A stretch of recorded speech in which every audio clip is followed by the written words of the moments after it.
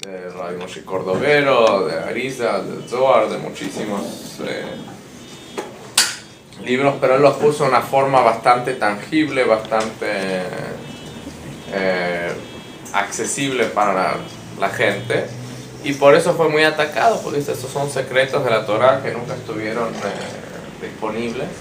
Fue atacado en el sentido de que había gente que estaba en contra de su filosofía, y espiritualmente también estuvo vulnerable, que fue arrestado, porque nada pasa en el mundo si no es por orden divina. Fue arrestado por los rusos y tuvo primero pena de muerte, y eso estaba pasando obviamente porque él hizo mucho ruido, digamos, en los cielos con los secretos que él reveló, y eventualmente lo liberaron después de estar 53 días preso, uno por cada capítulo del libro que escribió. No eran esas las acusaciones, obviamente, pero espiritualmente esa no la forma en que se desencadenó este mundo. Y cuando a él le anunciaron que iba a salir, le preguntó a sus maestros que se les presentaron, el Baal Shem Tov, Yahia Shiloni, el profeta, ¿qué hacer? Si cuando él salga de la prisión quiere decir tiene que mantenerse callado y ya no escribir, no imprimir, no enseñar nada. Y le dijeron, no, cuando salga quiere decir que ya cumpliste, digamos, con el castigo, por decirlo de alguna manera, espiritual, y debes seguir enseñando, y debes seguir publicando, y debes hacerlo accesible a todos. Entonces esto es una celebración para todos nosotros, que gracias a esta liberación del Rebbe es que hemos tenido acceso a tantos secretos de la Torah, de la Kabbalah, de lo que llaman el vino, el gusto, el sabor de la Torah. Empiezan este día, por eso se llama, es el día en que se empieza el ciclo de Tanya. El Tanya se estudia igual que la Torah, que en un año se terminan los 5 libros del Tanya, por eso se llama la Torah, la Biblia del Hasidismo, y este día comenzamos nuevamente. Y cabe señalar que era tan humilde el primer Rebbe que él escribió, este es un libro no personal, o sea, no como que él escribe algo, sino es nomás compilaciones de lo que escribieron otros sabios antes de mí.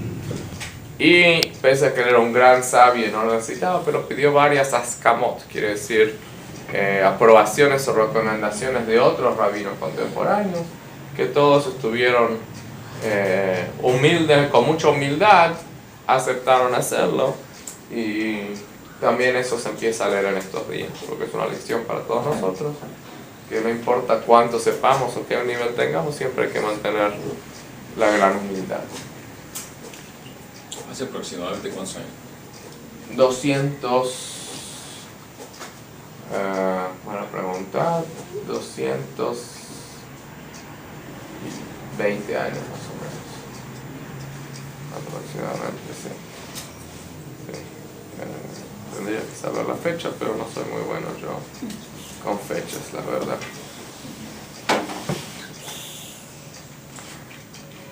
Entonces, para hoy preparé varias cosas, entre ellas una interpretación muy interesante del primer Rebbe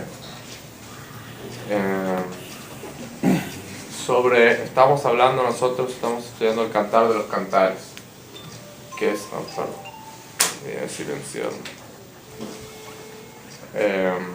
que es la relación entre Dios y nosotros, como la relación de un novio con una novia, de un hombre y mujer. Y hay algo que está muy relacionado con el primer Rebbe, con el Cantar de los Cantares, con esa relación que tenemos con Dios y con la Perashá de la semana. La Perashá de la semana hay una historia de amor, se puede decir, muy extraña. ¿Quién se le ocurre qué es?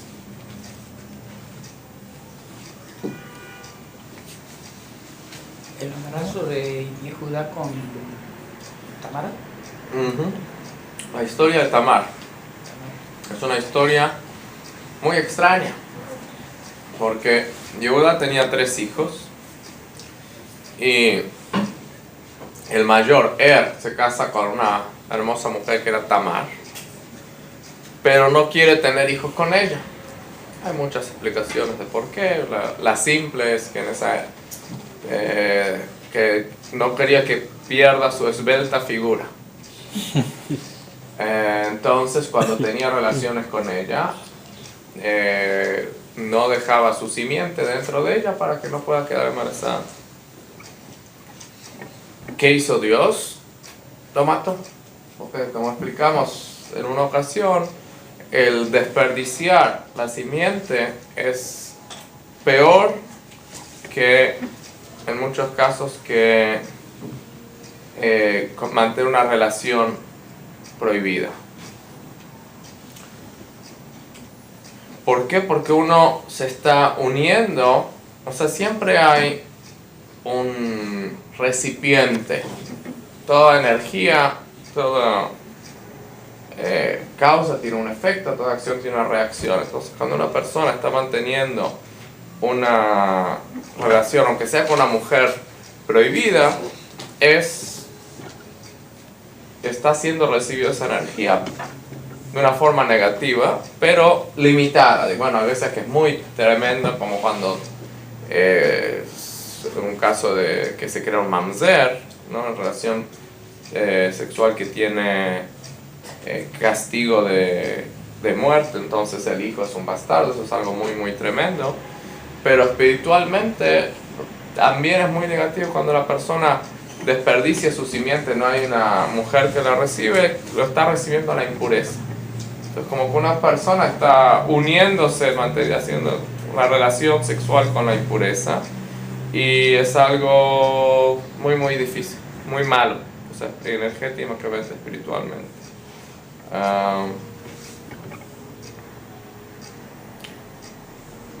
Sí, me había quedado con la duda de cuándo fue esto, pero en 1798. Unos 200, como dije, unos 200 y tantos años, 216 años.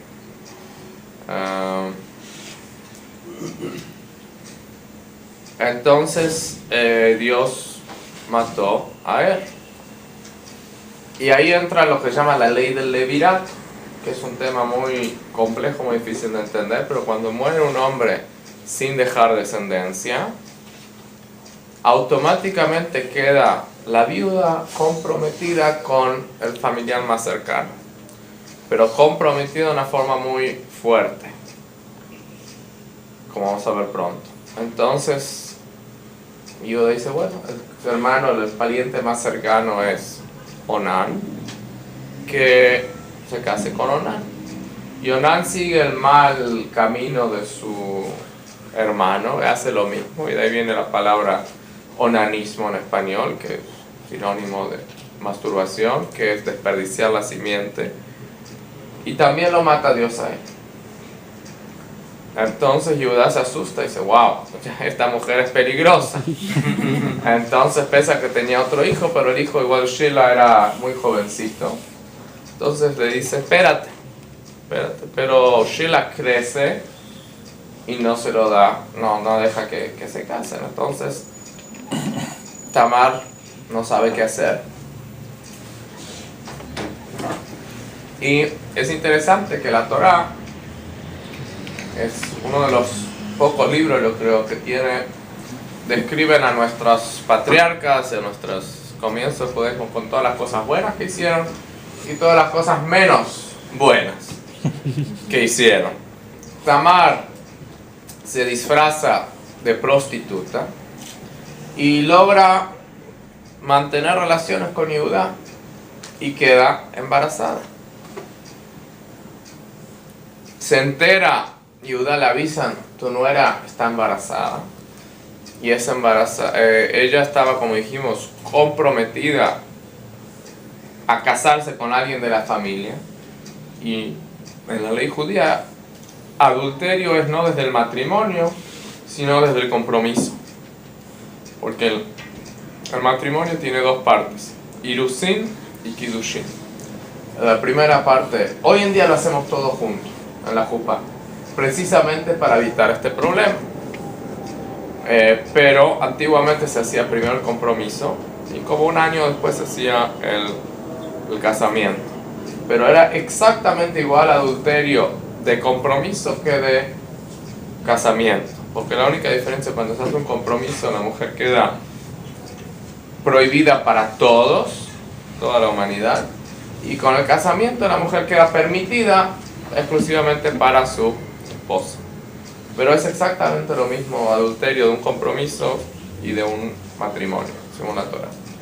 Entonces, bueno, ella es una mujer, como una mujer casada, está embarazada, cometió adulterio, tiene que ser quemada. ¿Conocen la historia? Entonces no entro en muchos detalles. Sí, todos conocen. Entonces, eventualmente ella dice, estos son el padre del niño es el dueño de estas cosas, Yehuda lo reconoce y se salva a ella, y tienen de esta unión de Yehuda con Tamar, pensando que ella es una prostituta. ¿Quién nacieron? Pérez. ¿Y de Pérez quién viene? El rey David. Y del rey David viene el Mashiach. Entonces, obviamente, esta idea del levirato, de la ley de Ibum, es algo muy especial y tiene una lección muy fuerte para todos nosotros.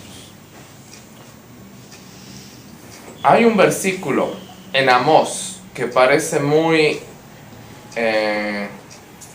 negativo. Amós dice, no quiero dejar a mis hijos abiertos.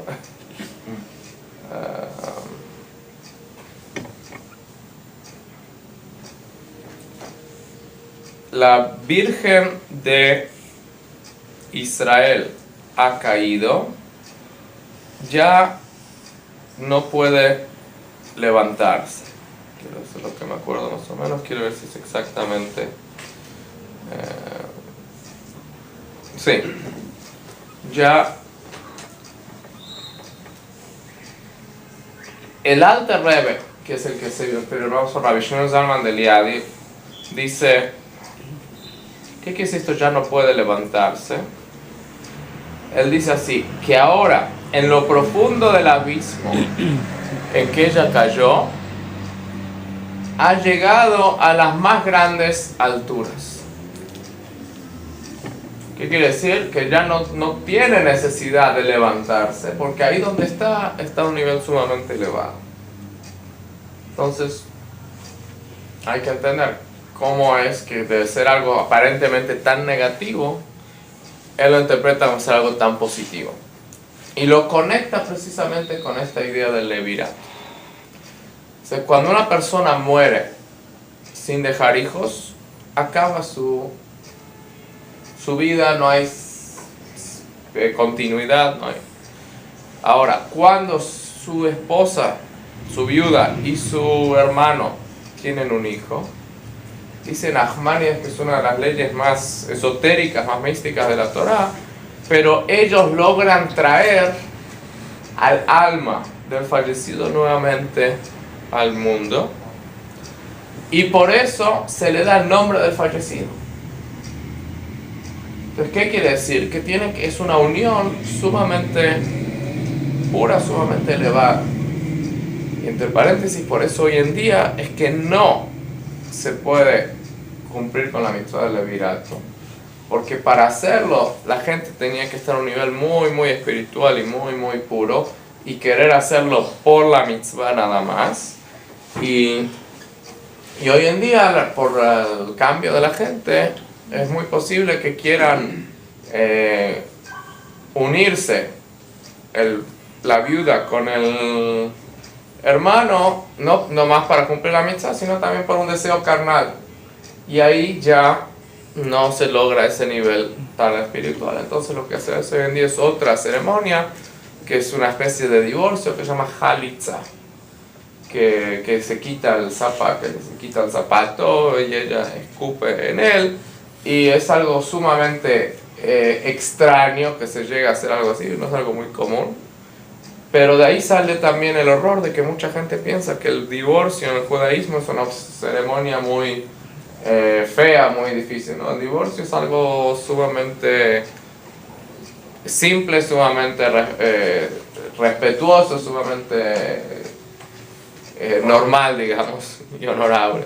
Esta ceremonia, por otro lado, sí se considera una ceremonia un poquito violenta, se puede decir, por algunos detalles, pero es porque la persona perdió la oportunidad de hacer una mitzvah, básicamente.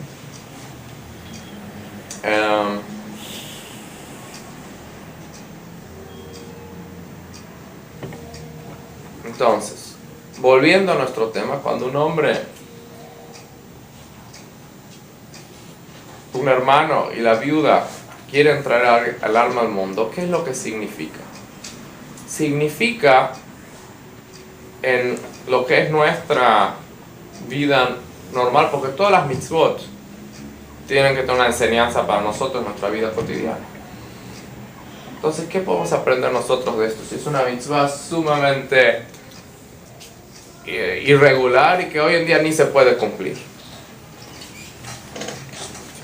Entonces, explican los cabalistas que esta mitzvah simboliza cuando una persona cae en una desesperación, ni una depresión, ni un abandono total, que está como muerto, que ya no tiene ninguna esperanza de volver a la vida.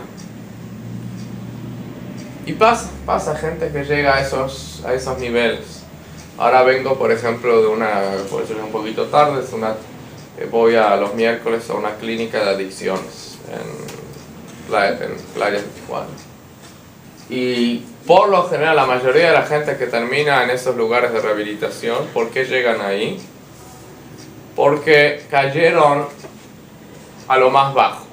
O sea, they hit bottom, como se dice en inglés, ¿no? Cayeron estaban en desolación total.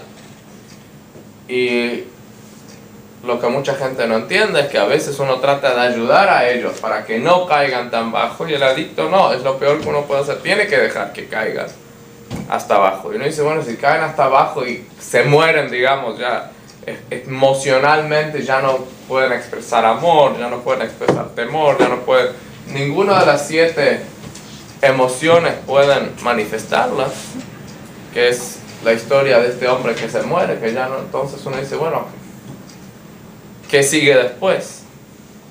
Entonces, cuando no hay emociones normales, entran las emociones que se llaman suprarracionales, o se me escapa la palabra, el superconsciente. Está el subconsciente y el superconsciente. ¿Qué es el superconsciente en la Kabbalah? ¿Qué nivel les parece eso a ustedes? Es el Keter, es en el alma de la persona, es la Yehida, el nivel más elevado del alma, que eso nunca muere, eso nunca se extingue, nunca se pierde. Entonces, cuando una persona piensa que ya cayó, que ya no tiene, como explica el versículo de Amós el Alter Rebbe, que la Virgen de Israel cayó y ya no se puede levantar, es verdad, sola no se puede levantar, pero ahí en el abismo encuentra una fuerza, una energía, un poder de conectarse con el Yehidah Shebenefesh, con lo más elevado de su alma, y a través de eso puede llegar ahí mismo, en ese abismo llega a niveles sumamente elevados. ¿Por qué? Porque toda la ayuda que recibe no se ayuda a sí misma, sino recibe la ayuda de Dios, que se llama Yehidah Shebenefesh, la parte que está unida con Dios, que nunca se pierde, que entre paréntesis también así es como funciona con los adictos, que únicamente cuando están conscientes de que solos no pueden ayudarse, que necesitan la ayuda de un poder superior, estos los 12 pasos, únicamente ahí pueden tener éxito y salir del hoyo en que se encuentran.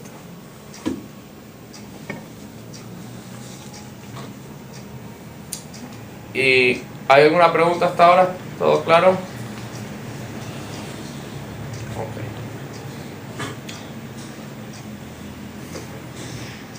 Okay. Esto también está muy relacionado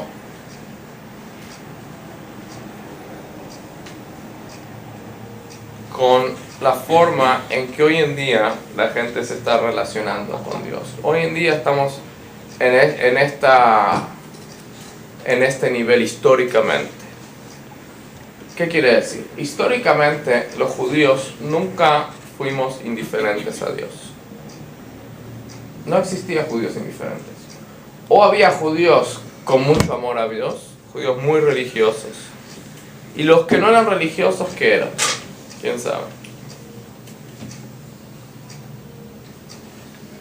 Entonces, solo la persona que cae a ese nivel bajo encuentra el nivel superior, elevado. Es necesario caer o no su proceso. Lo que estamos diciendo. Ok, muy buena pregunta. Para elevarse espiritualmente no es necesario caer. No, muy buena. La analogía no es perfecta. No es. Porque, bueno, también un adicto no es a fuerzas que tienen que caer hasta lo más bajo, estar...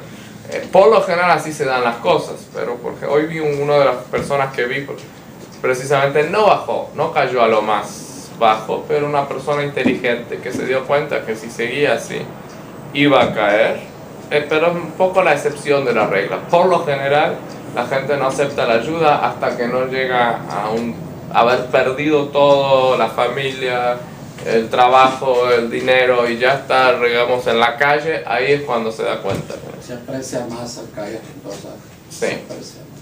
Pero no es la regla. Lo digo, uno de los jóvenes que vi hoy no estaba bastante bien, pero se dio cuenta. Entonces, espiritualmente, para nada. O sea, no hace falta caer. Pero sí, cuando es que uno tiene más acceso a la yejidá, en momentos de crisis. ¿Qué quiere decir crisis? No quiere decir una crisis, no quiere decir que uno baja, que uno personalmente esté muy mal. Ahora vivimos, por ejemplo, un momento de crisis.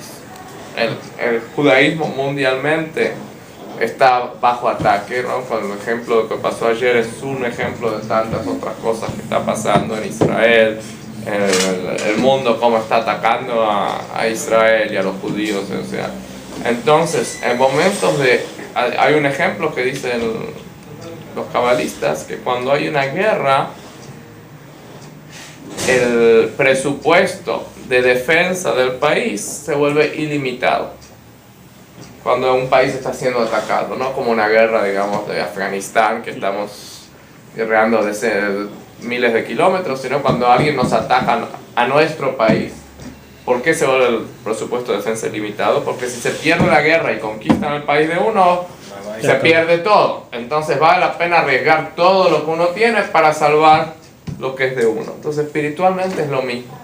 En momentos de crisis, Dios abre, por decir de una manera, los portales y nos da más acceso a nuestra yejidá, a los niveles más elevados del alma, para que podamos triunfar en esa crisis. Entonces, ¿sí quedó claro? Entonces, volviendo a lo que decíamos históricamente, ¿qué pasaba con los judíos? La pregunta que hicimos era, o amábamos, éramos judíos religiosos, o ¿qué eran los judíos que no eran religiosos? Seculares. Nunca existió judíos seculares. Nunca. Hasta los últimos par de siglos. Los que no eran... ¿Qué decimos en el Sidur? La 19, la verajá que se agregó número 19 es una bendición muy fuerte. Muy negativa aparentemente, ¿no? En la página 56, de la Mal Shinim. La 55, dice: que no haya esperanza para los delatores, herejes y malvados, perezcan instantáneamente. ¿A quién se refiere? No se refiere a gente no judía, se refiere a judíos. Los judíos que no eran religiosos eran delatores. ¿Qué quiere decir delatores? Iban a los gobiernos no judíos para tratar de que los judíos no puedan hacer las mitzvot. Hoy en día, por suerte, eso no existe. O sea, el primer Rebbe Chabad sí sufrió eso, fue a la cárcel porque judíos delataron de lo que él estaba haciendo, que iba en contra. Pero histórica, como dice, los herejes y los malvados. ¿Quiénes eran los minim, los herejes? Eran gente que atacaba a Dios y atacaba a la religión. Por ejemplo, en Rosh Hodesh, ¿cómo se sabía que era Rosh Hodesh? Hacían fogatas en las cimas de las montañas y de una a otra así se iban comunicando. ellos encendían fogatas en días que no eran Rosh Hodesh para confundir a la gente. Hoy en día no existe nadie así. O sea, si tú no quieres celebrar Rosh Hodesh, lo que hace una persona se queda en su casa viendo televisión. Pero nadie empieza a mandar mensajes por Facebook, feliz Rosh Hodesh, cuando no es. O sea, hoy en día, la gente que no es religiosa, como Dios dijo, es indiferente, o es laica, o es secular, no practica religión. No, la gente, los judíos que existieron a través de la historia, si no eran religiosos, odiaban la religión. O sea, nadie podía ser indiferente a Dios, que eso es muy bueno. Porque en una pareja, por ejemplo, ¿qué es mejor? Si no se hablan o si se gritan. ¿Qué les parece? Según el grito. Según el grito. Obviamente es mejor no gritar y mejor no decir palabras hirientes. Obviamente si la otra persona me grita, lo inteligente es no gritar y sí mantenerme callado. Pero cuando digo grito, ¿qué quiere decir? Que hay pasión todavía, que hay sentimientos, hay fuego. Aunque sea negativo, pero por lo menos les importa. Si uno está indiferente y no le importa, no se habla con la otra persona, es muy difícil reencender esa llama. De una pelea se puede transformar en paz, en amor, en conciliación bastante fácil. Pero una vez que la gente deja de hablarse y hay indiferencia, es muy difícil reencender la llama de la pasión. Muy difícil. Entonces, lamentablemente, eso es lo que está pasando, lo que nunca sucedió históricamente. Que los judíos nunca habían estado en una relación indiferente. No había judíos seculares. Había cantidad de sectas en la época de los rollos del Mar Muerto, por ejemplo, ¿no? Estaban los seduceos, los fariseos, los de aquí, los de allá. No había unos que trataban de escribir cosas distintas y mezclarlas con la Torah y confundir. Oye, ¿qué te importa? Si estás enojado con Dios o no quieres la religión, ¿para qué andas haciendo mensajes que confundan a la gente? Porque había una relación pasional con Dios y no podíamos estar indiferentes a Él, que eso es muy bueno, o sea, dentro de lo negativo. Pero hoy en día estamos muchos judíos son totalmente indiferentes y eso es como una muerte, que uno dice que ya no hay resucitación, uno puede pensar. Y ese es el mensaje que precisamente en este momento es cuando con el poder de la Kabbalah y los secretos de la Torah que se revelaron y se hicieron disponibles a nosotros hoy en día, es que se puede resucitar y se puede llegar a la Yehidah Shebenefesh, al punto más profundo del judaísmo de la persona, porque ese es como un elixir que devuelve la vida, esos secretos profundos de la Torah. Ese poder tienen. Por eso es que no se habían revelado hasta hace 200 tantos años, porque no eran necesarios. Los judíos estábamos en buena relación con Dios, o buena o mala, pero estábamos en relación. A partir del momento que empezó a existir esa indiferencia, fue que hizo necesario revelar los secretos de la Torah como una herramienta para unirnos con Hashem. Y eso también es, de cierto modo, el mensaje de Hanukkah. En el templo, el candelabro, ¿cuántos brazos tenía? 7. En Hanukkah se encienden 8 velas. 7 son los 7 sentimientos que conocemos, que estamos acostumbrados. Gesed, Geurat, Tiferet, es lo normal. Pero llega un momento en que se pierde eso. Entonces, vamos al número 8. ¿Qué es lo que el número 8 representa? La relación con Dios sobrenatural.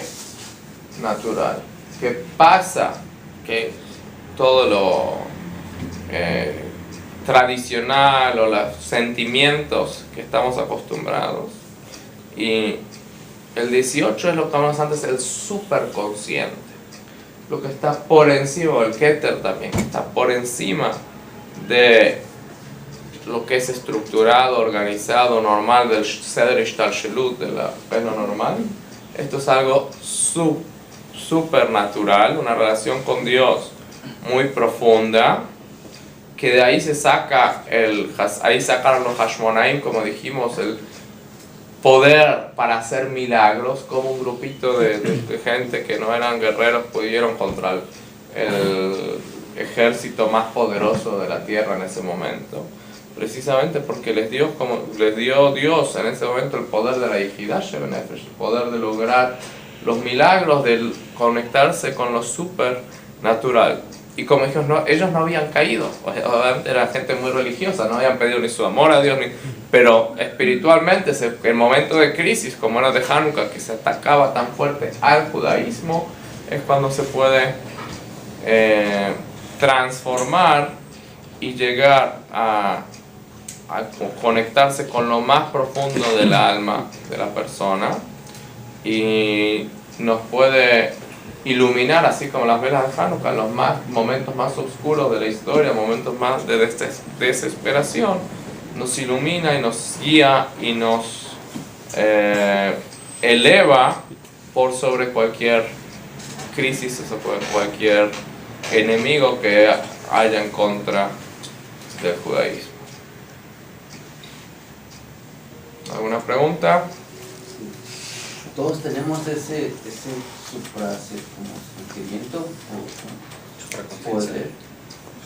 El superconsciente todos lo tenemos. El Yehidah Shebenefesh es algo que en el Tanya precisamente está explicado que solo el judío tiene, que es una forma de relacionarse con Dios muy por encima de lo natural. Es el nivel más elevado del alma. En Yiddish se llama Pinteleit, quiere decir la chispa del judaísmo que nunca puede ser, que está en el corazón de cada judío, que nunca puede ser extinguida.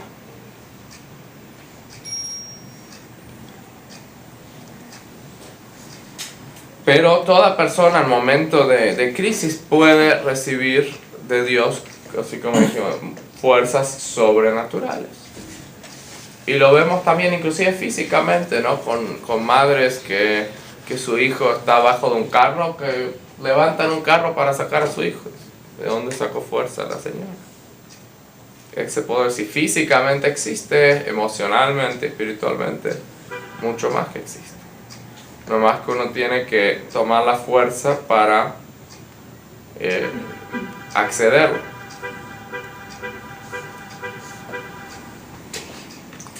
¿Alguna otra pregunta? Sí.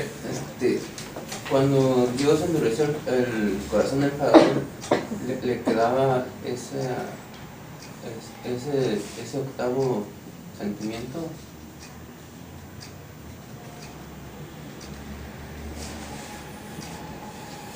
O sea, sí, bueno, él perdió, digamos, el poder de llegar a conectarse de esa manera, porque él no quiso ir por ese camino. O sea, Dios endureció su corazón porque él quiso endurecerlo, ¿no? Entonces ya perdió, digamos, Dios te lleva por el camino que tú quieres ir, ¿no? O sea, él lo hizo conscientemente. Entonces perdió el poder de lo hizo conectar. conscientemente, pero queda el otro que es el superconsciente, ¿no?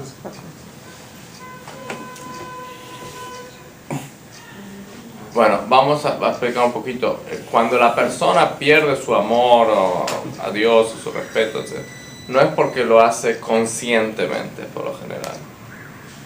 Es como consecuencia de las circunstancias que la persona está.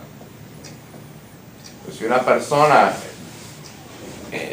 dice, ya no quiero tener el poder de amor en mi corazón, a Dios ni a nadie, entonces ya obviamente pierden. Eso es lo que hizo el faraón. Renunció, digamos, a todo por su capricho que tenía. ¿Alguna otra pregunta? Okay. Hay un discurso que dijo el Rebbe Lubavitch en esta noche del 19 de Kislev, en el año 1978, está basado en el Talmud, en que dice Rabbi Yoshia. Hay un versículo en el libro de Jueces que dice Tzidkat Pizronove Israel, que Dios hizo una tzedaká, un favor a Israel, que lo desparramó por todo el mundo, entre todas las naciones. Entonces dice, ¿qué quiere decir? ¿Cuál es la tzedaká? Dice, hay varias explicaciones. Una explicación es que gracias a que están en distintos países, distintos lugares del mundo, si algunos judíos están en un lugar donde los atacan y no pueden estudiar Torah, no pueden cumplir las mitzvot, en forma que es imposible literalmente para ellos hacer las mitzvot, entonces a través de que hay judíos que se encuentran en otros lugares que sí cumplen las mitzvot, le dan fuerza y valor a los judíos para mantenerse fuertes y seguir adelante. Que ese era el problema que teníamos los judíos en Egipto, por ejemplo, que todos los judíos estaban bajo el control del faraón, entonces todos se habían debilitado. O esa es la gran amenaza también en la época de Purim, que todos estaban bajo el dominio del rey Ahashverosh y todos estaban en peligro. Entonces hoy en día que estamos en una diáspora, cada uno gente por distintos lugares, es una tzedaká que hizo Dios, no tanto para que unos se salven, sino para que unos le den fuerza y energía y valor a los que no pueden cumplir las mitzvot. Algo que me tocó muy interesante en la convención, estuve recién en New York, en la convención de rabinos de Chabad, más de 4.000 rabinos, nos reunimos, fue algo muy bonito, muy emotivo, y distintas personas comentaron distintas situaciones, ¿no? Por ejemplo, estaba los rabinos de Ucrania, que están ahora en una zona muy difícil, no se habla mucho en las noticias, pero dice que la gente va con ametralladoras por la calle, como hay mucho caos, y le dicen a uno, bájate de tu carro, y le sacan el carro, o sea, disparan gente. Un rabino dice que a una cuadra de su casa una explosión tremenda que sacudió su casa, se rompieron vidrios, tremenda la situación. Un rabino que está realmente en la frontera entre Ucrania y Rusia, tuvo que llevarse a su familia, estuvieron, dice, 7 meses, 3 semanas aquí, 2 semanas aquí, visiten distintos lugares y finalmente se lo llevó a Israel, pero él sigue en Ucrania porque hay muchos judíos que necesitan su ayuda. Y uno de ellos contó que él tenía que decir Kaddish por su papá que falleció, y está en un lugar que es imposible, o sea, juntar a 10 judíos, la situación está que a veces no hay 10 judíos que uno pueda juntar, ¿no? La gente está corriendo por sus vidas, la gente está muy, muy aterrorizada, no se puede salir por las noches. Entonces él dice, bueno, si no puedo juntar un minyan para decir Kaddish, ¿cómo puedo respetar la memoria de mi papá? Dice, voy a buscar todos los días 10 judíos que no pusieron tefilín y poner tefilín con ellos. Y eso, realmente, en mi opinión, es mucho más poderoso que decir el Kaddish. ¿Por qué? Porque él está buscando, obviamente está invirtiendo mucho más tiempo que le tardaría, y está buscando 10 personas que están totalmente alejadas del judaísmo y los está atrayendo, y eso es una mucha mayor bendición para el alma de su papá, que si nomás iría con 10 personas que ya son religiosas, dirían Kaddish y siguen su vida habitualmente. Entonces, el hecho de que algunos judíos estén en lugares, condiciones difíciles, y otros sí puedan cumplir la Torah con todos sus detalles, entonces eso le da fuerza y valor a los que están en situaciones difíciles para continuar adelante. En el caso de los judíos que son indiferentes ante Hashem, ¿hay algo que hay que hacer? ¿O es un trabajo de Hashem? No.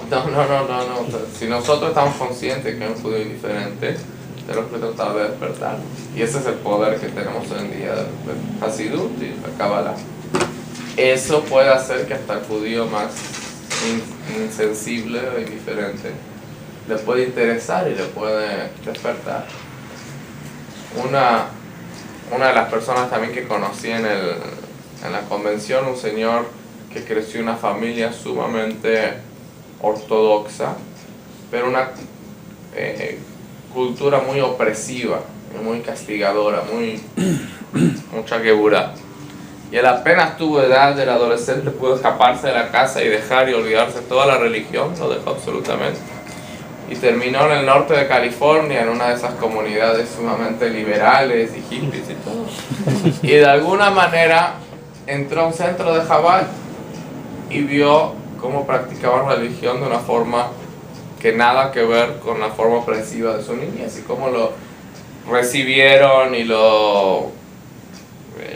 así como estaba, no, tú eres malo, tú tienes que cambiar, lo recibieron al nivel que él estaba y le dieron la bienvenida así, y eso le cambió totalmente su perspectiva de la religión. Y cuando empezó a escuchar y estudiar, entonces cambió totalmente su relación con el judaísmo, con Dios, porque escuchó algo que le gustó. Entonces, si nosotros sabemos de alguien que está en esa situación, tenemos que hacer todo lo posible por remediarlo. Muy bien. Entonces, si dijimos hoy en día, gracias a Dios, casi no existen lugares en el mundo en que no se puedan cumplir las mitzvot físicamente. Casi todo el mundo no puede cumplir las mitzvot, no hay leyes en contra del judaísmo. Si bien no es así físicamente, pero hay gente precisamente que espiritualmente están bloqueados mentalmente, están muy como presos en sus preocupaciones, presos en su trabajo, en su rutina, y no saben cómo salir de ahí. Y la tzedaká precisamente que Dios hizo con nosotros es que si hay gente que está en esa situación, que no se puede, como que está caído en un pozo y no se puede jalar de sus cabellos para salir solo, hay gente que no está en el pozo. Y los que no están en el pozo y tienen la posibilidad de salvarlo, de elevarlo, entonces esa es la tzedaká que hizo Dios con nosotros, de que nos puso en distintos, nos separó, nos desparramó en distintos lugares, distintos, no tanto físicamente hoy en día, sino espiritualmente. Entonces, si yo estoy en un momento que estoy elevado y el otro está abajo, es para que yo lo levante, y quizás mañana Él va a ser el que me va a ayudar a mí a salir de una prueba en que me encuentro. Entonces, cada uno tiene algo especial con lo que debe una mitzvah, con la que debe conectarse con Hashem, que es la prueba de uno. Dice, ¿dónde está escrito?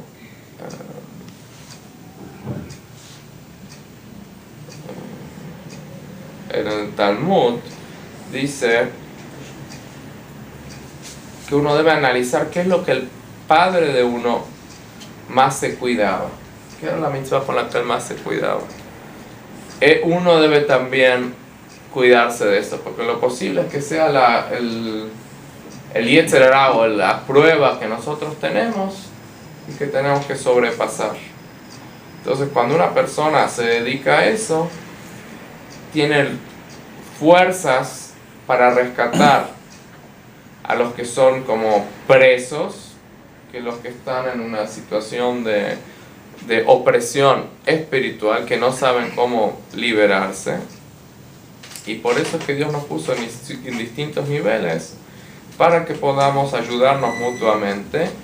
Y conecta la palabra Pizran, quiere decir que Dios nos desparramó, con el versículo que dice Prazot Teshev Yerushalayim, el versículo de Salmos que dice que Jerusalén estará de forma abierta, que con mucha apertura. ¿Qué quiere decir? Que va a haber una extensión de Jerusalén a un nivel muy superior al que existía antes. Entonces, en otras palabras, si vemos a una persona, como preguntó muy bien, que está en una situación difícil, a través de que lo ayudamos a salir adelante, lo inspiramos, eso provoca una elevación, no solo para nosotros, sino para todo Israel, hasta que va a lograr no solo la redención personal de cada uno, sino la redención general de todo el pueblo judío, cuando sé que Jerusalén va a estar realmente expandida y abierta con la llegada del Mashiach. ¿Una pregunta? O sea, que desparramó para bendición entonces de los demás pueblos, porque fue homicidio primero como castigo, ahora viene siendo para bendición. Dios no nos castiga, Dios nos quiere demasiado. Entonces, quiere precisamente, es como una persona que quiere invertir dinero. No es sabio todo el dinero de uno, si quiere comprar acciones, comprar de una sola compañía. ¿Por qué? Porque si en el momento que tengan que vender, si esa compañía está baja, pierde mucho dinero. Si uno diversificó su inversión en 10 distintas compañías distintas, bueno, puede ser que 2 estén bajas, 2 estén normal y 2 estén altas, y entonces uno vende las que están altas y ya el futuro, entonces Dios nos diversificó el portfolio, digamos, de los judíos para que uno pueda estar no solo físicamente, sino espiritualmente, unos más altos, más bajos, para que nos podamos ayudar mutuamente y poder salir de cualquier embrollo, de cualquier situación difícil que nos podamos encontrar.